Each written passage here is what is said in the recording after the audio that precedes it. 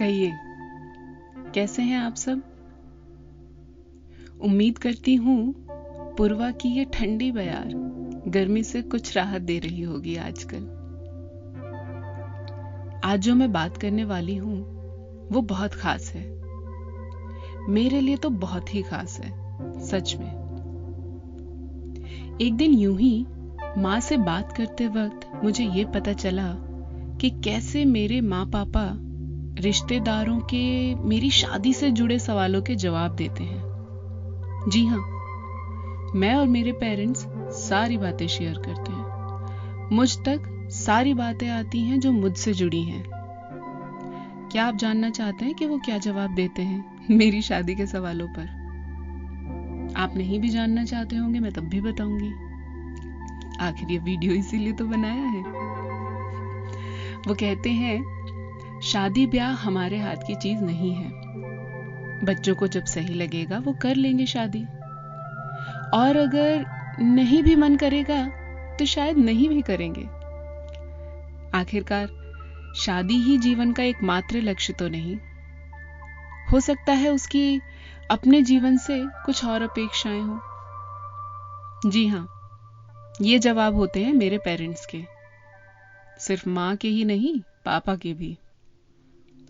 आप लोग सोच रहे होंगे कि कितनी लकी हूं मैं, कितने अंडरस्टैंडिंग पेरेंट्स हैं मेरे।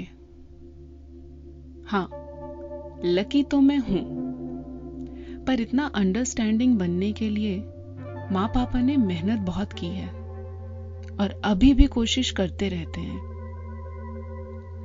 हमारी फैमिली उतनी ही मिडिल क्लास है जितनी हिंदुस्तान की एक मिडिल क्लास फैमिली हो सकती है। उतने ही रूल्स रेगुलेशंस, सोसाइटी स्टैंडर्ड्स से बंधी हुई है जितनी आपकी। बस मेरे पेरेंट्स एक काम सही करते आ रहे हैं।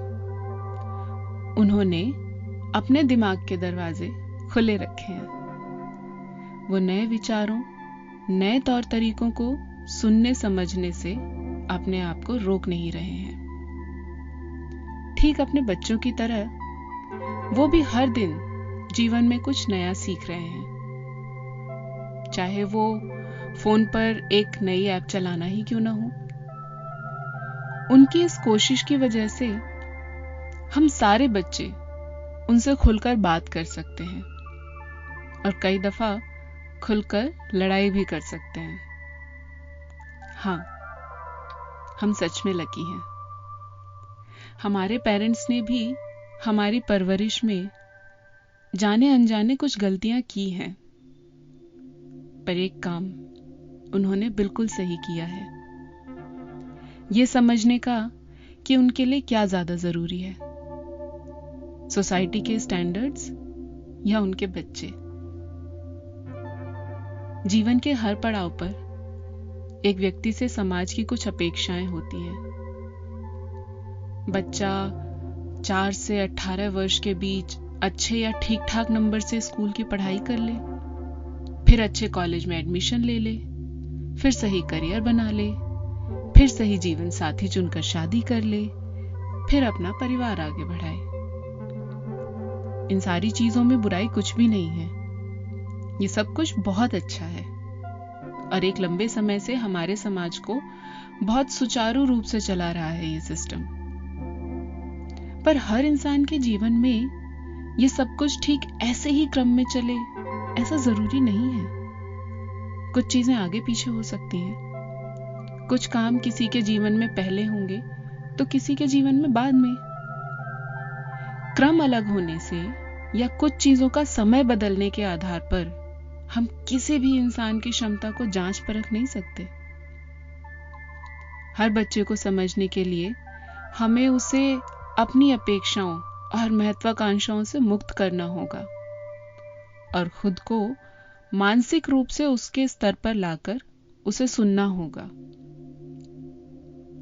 हमारी जनरेशन के ऐसे बहुत से लोग हैं जिनके वैवाहिक जीवन के एग्जाम्पल्स मेरे सामने हैं। उन्होंने परिवार को खुश करने को समाज की स्वीकृति के दबाव में आकर जाने अनजाने ही सही शादी जैसे एक पवित्र बंधन में बंधने का फैसला कर लिया।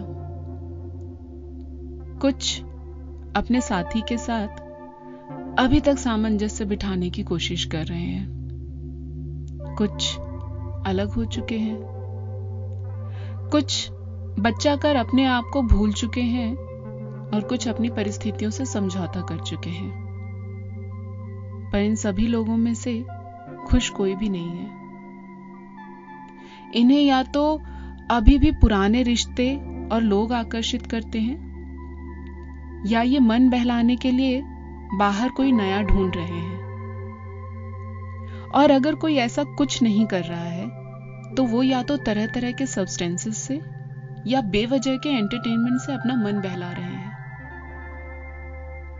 कुल मिलाकर सच ये है कि लोगों की और परिवार की एक्सपेक्टेशंस को पूरा करने के पर्पस से जितने भी लोगों ने शादी की है, कोई भी खुश नहीं है।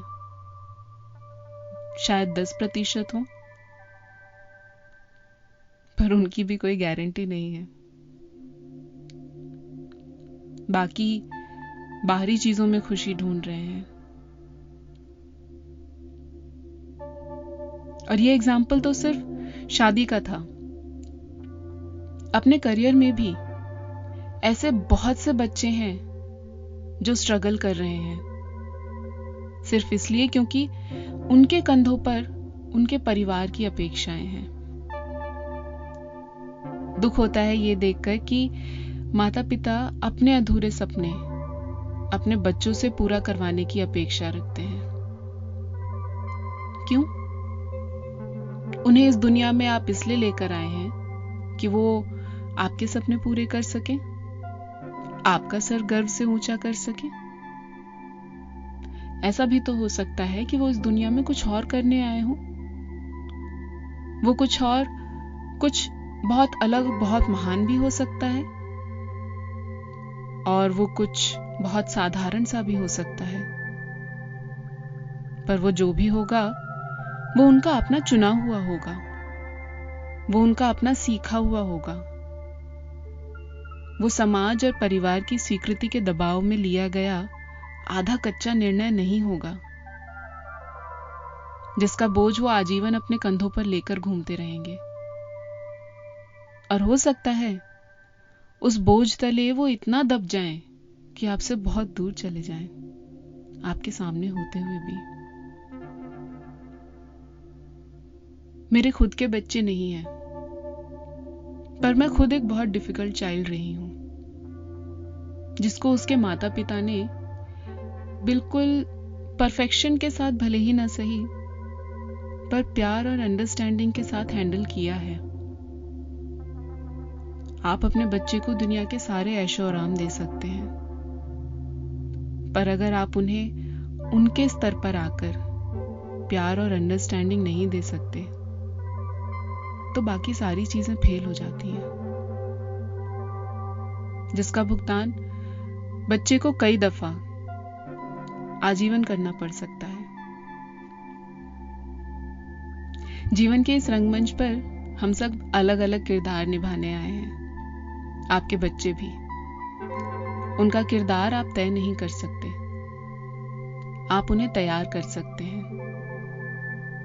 पर वो कौन सा किरदार चुनेंगे वो आपके हाथ में नहीं है। कहानियां बनती बिगड़ती रहेंगी, साल गुजरते रहेंगे। इन सालों में आप अपने बच्चे के लिए ग्रीन रूम है, जहां वो एक किरदार से परे हैं, जहां वो तरह तरह के कपड़े बदल बदल कर देख सकते हैं, चेहरे पर मेकअप और कई मुखौटे लगाकर देख सकते हैं, चीख सकते हैं, नाच गा और अजीबोगरीब हरकतें कर सकते हैं, और कई दफा सिर्फ आईने में खुद को देख सकते हैं। इस ग्रीन रूम को समाज और अपनी अपेक्षाओं के दायरे में बांधकर इसके दरवाजों और दीवारों को सिकोड़िए नहीं, जहां उनके लिए सांस लेना दुभर हो जाए। अब आपको तय करना है कि आपके लिए क्या ज्यादा जरूरी है,